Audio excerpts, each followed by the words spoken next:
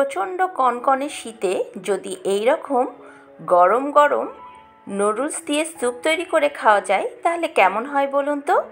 আসসালামু আলাইকুম everyone, Ruma cooking house থেকে সবাইকে স্বাগত জানিয়ে আমি রুমা হাজির হয়ে গেলাম আরেকটি নতুন রেসিপি নিয়ে।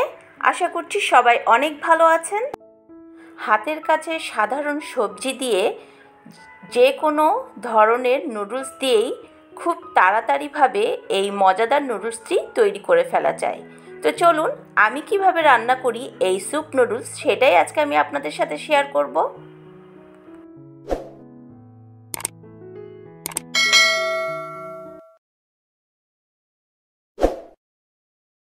আমি এখানে নিয়ে নিয়েছি পুষ্টি হ্যাপি টাইম নুডলস। আপনারা চাইলে যে কোনো ব্র্যান্ডের নুডলস দিয়ে এই স্যুপ নুডলসটি তৈরি করতে পারেন।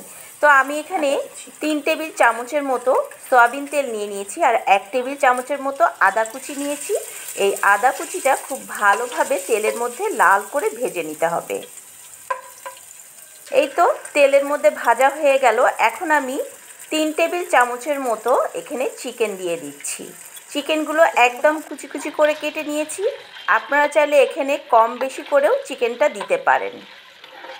হাতের কাছে যে উপকরণ আছে সেই উপকরণ দিয়ে আজকে আমি আপনাদের এই নুডলসটি তৈরি করে দেখাবো। দিয়ে দিলাম পরিমাণ মতো এখানে কিউব করে কাটা পেঁয়াজ, হাফ কাপের মতো পেঁয়াজ দিয়ে দিলাম।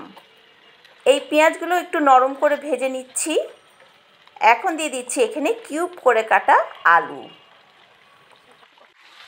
পেঁয়াজ আলু একটু ভালো করে ভেজে নিচ্ছি।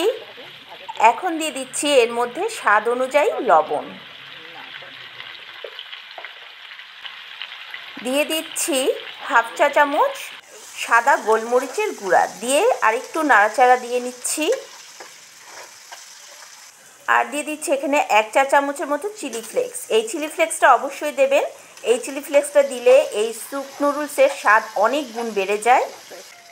তো এখন আমি দিয়ে দিচ্ছি এখানে কুমড়ো। আমি এখানে মিষ্টি কুমড়ো দিয়েছি। আপনাদের বাসায় যে সবজিটা থাকবে সেই সবজি দিয়েই কিন্তু এই নুডলসটা তৈরি করতে পারবেন। আর দিয়ে দিলাম গাজর, আর দিয়ে দিচ্ছি মটরশুঁটি। আমি মটরশুঁটিটা একটু সেদ্ধ করে নিয়েছিলাম। তো এই তো সব উপকরণ দিয়ে দিলাম। আর দিয়ে দিচ্ছি এখানে কাঁচামরিচ আর পেঁয়াজকলি। শীতকালে যেহেতু সবজি দিয়ে করছি তাই পেঁয়াজকলিটা পেয়েছি হাতের কাছে।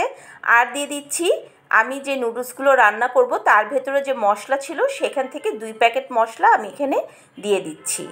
এই তো মশলা দেওয়া শেষ। এখন আমি আরও একবার ভালো করে চামচ দিয়ে নাড়াচাড়া দিয়ে নেব। এখন দিয়ে দিচ্ছি এখানে ক্যাপসিকাম। আমার ঘরে সবুজ ক্যাপসিকাম ছিল, সেই ক্যাপসিকাম আমি এখানে 2 টেবিল চামচের মতো দিয়ে দিলাম। এখন দিয়ে দিচ্ছি এখানে আমি 4 মগ পানি।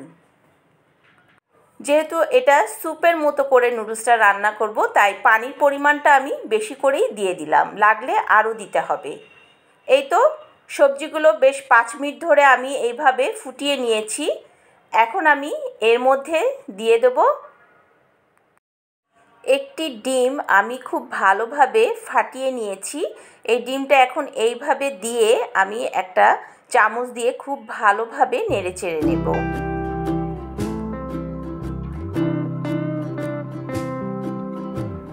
এখন দিয়ে দিচ্ছি আমি এখানে নুডলসগুলো। আমি এখানে 5 প্যাকেট নুডলস রান্না করছি। আপনারা চাইলে কম বেশি করে নিতে পারেন নুডলসগুলো। এই তো নুডলসগুলো দেওয়া হয়ে গেল। এখন খুব ভালোভাবে এই স্যুপের মধ্যে নুডলসগুলো মিক্সড করে দিচ্ছি। এই তো মোটামুটি মিক্সড করা হয়ে গেছে। আমি এর মধ্যে আরও 1 মগ পানি দিব, যেহেতু এটা স্যুপ নুডলস। তো আমি পানি দিয়ে দিয়েছি 1 মগ। আর দিয়ে দিচ্ছি এখানে 3 টেবিল চামচের মতো টমেটো কেচাপ। আর দিয়ে দিচ্ছি বাকি যে মশলাগুলো ছিল নুডলসে সেই মশলাগুলো। এই তো মোটামুটি হয়েই গেল। এখন যে জিনিসটা দিতে হবে সেটা হচ্ছে কর্নফ্লাওয়ার। আমি এখানে 3 টেবিল চামচের মতো কর্নফ্লাওয়ার হাফ কাপ পানিতে গুলিয়ে এই নুডলসের মধ্যে দিয়ে দিচ্ছি।